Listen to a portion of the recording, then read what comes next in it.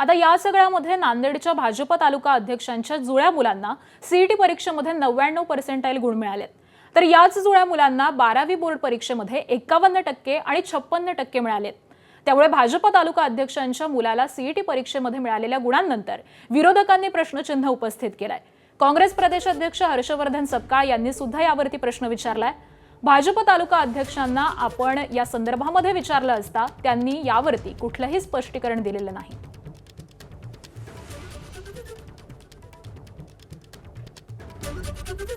नांदेडचे भारतीय जनता पक्षाचे नगरसेवक आशिष नेरळकर यांचा मुलगा आणि मुलीला अनुक्रमे 12वीला मार्क 56%, 51% असे मार्क आहेत पीसीएम ग्रुपमध्ये, आणि जेईच्या परीक्षेमध्ये 51% आणि 28% त्यांना मार्क आले। मात्र एमएससीईटीच्या परीक्षेमध्ये त्यांना 99% आलेले आहेत। हा अजब प्रकार नांदेड जिल्ह्यातल्या एमएससीईटीच्या या विद्यार्थ्यांचा भारतीय जनता पक्षाच्या घडलेला आहे। यामागची कारणं काय? यांना पेपर कुठून मिळाला? एकीकडे गुणवत्ता दिसत नाहीये आणि दुसरीकडे मात्र 99% येतंय। हे भाजपच्या घरात येणारी गुणवत्ता 100% पेपर फुटीतनं येते।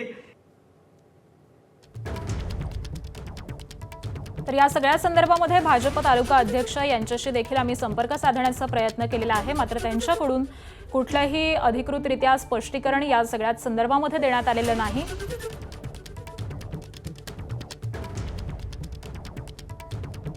आणि दरम्यान हर्षवर्धन सपकाळ यांनी या सगळ्या संदर्भामध्ये नेमका काय सवाल उपस्थित केलेला होता तो देखील आपण जाणून घेऊयात।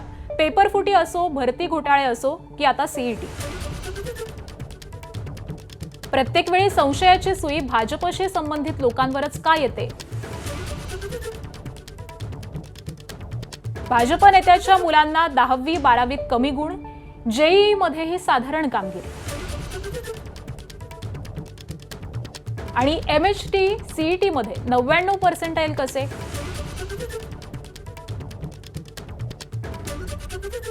मुख्यमंत्री साहेब, निकालाचा खेळ कोणाच्या आशीर्वादाने सुरू आहे?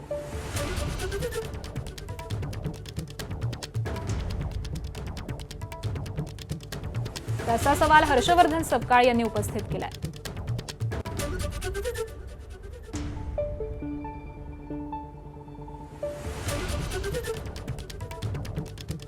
तर इंजिनिअरिंग सीईटी परीक्षेमध्ये 99 ते 100% गुण मिळवून देण्यासाठी 12 ते 13 लाख पालकांकडून घेतले जात आहेत। तसा प्रयत्न सुरू आहे। विशिष्ट परीक्षा केंद्र देऊन चांगले मार्क्स विद्यार्थी कसे मिळवू शकतात हे सांगणारी एक ऑडिओ क्लिप सध्या समाज माध्यमांमध्ये व्हायरल होतीये।